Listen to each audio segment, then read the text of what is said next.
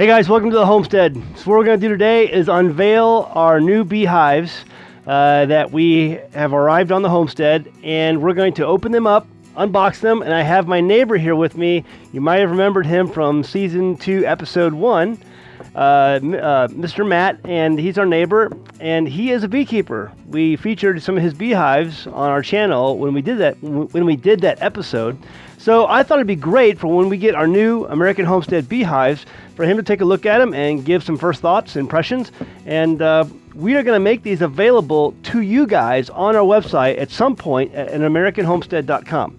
And these two beehives that are included in these boxes are going to be given away to our patrons. So these are the giveaways. Ready to open these up? Yeah, I'm anxious to see what's in here. They're heavy, so it's going to be some good stuff. All right, let's get started.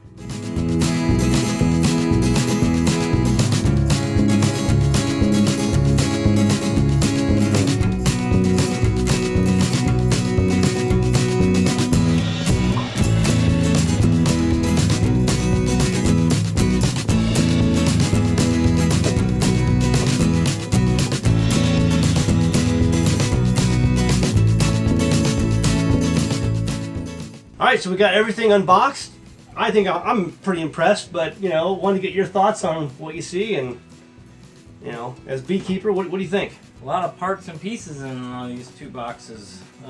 Basically, two full complete hives in here that we have, and looking at them, it's a good start. One of the things that we wanted to focus on was this removable part of the bottom board here.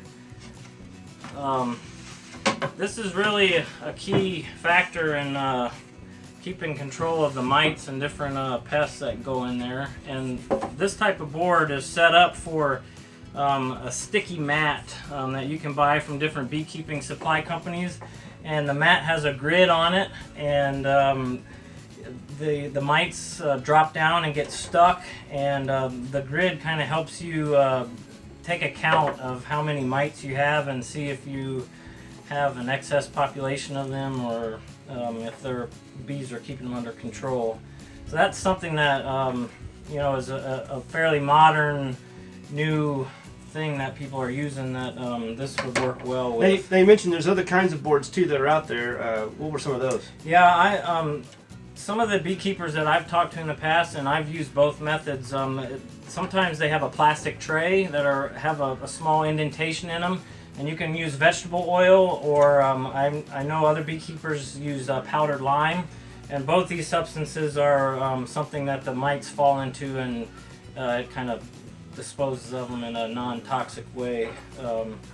So either way, they seem to be effective. The problem with the vegetable oil is it sometimes thickens up and gets hard, and then it doesn't work as well.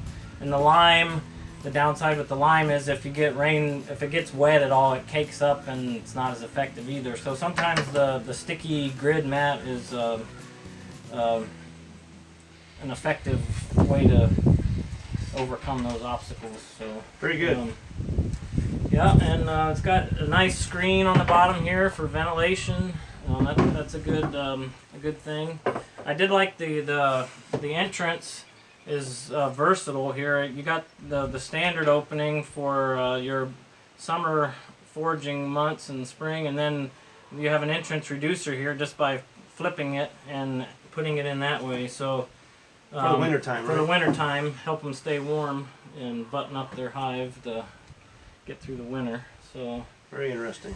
Other key features, I guess, we were sent these top bar frames, and the thing about these are, I think it's also versatile. It gives you options. I tend to use this plastic foundation. It snaps in and out of here fairly easily. It comes coated with beeswax on it already to kind of encourage the bees to start drawing comb on it. So this would is a little bit different size, but you could get plastic foundation and insert it that way, or you also have the option of stringing wire across here through these holes and adding the traditional wax film to give them a start for their honeycomb. So It's nice. It gives you both options. Both options. Yeah, it's handy that way. Very neat. Very neat. I see this is the one yours had, and it had the option to do that too. Yes. Okay. I just happened to buy them as a complete set. So, Yeah. All of the components are untreated wood. In order to last through the course of many seasons, you'd need to probably paint the exterior of them to keep the water off of them. But so what kind of exterior paints? Because I mean, people are always worried about chemicals today. Is there a paint that they should look at more than something else? If the, at the local hardware store. That's a good question. Well, I would use a latex paint. That's a water-based paint. So, and they also have a lot of paint options that are greener now. That they have low VOCs in them. That's a volatile organic compound, and those are going to have less fumes and even it's safer for humans too. Right. So right. I would go that route. Very good. I'm not an expert on finishes, but that's worked for me. So There's obviously lots of websites out there where you can read about that, different types of finishes, but like you said, this is untreated wood that's been used here.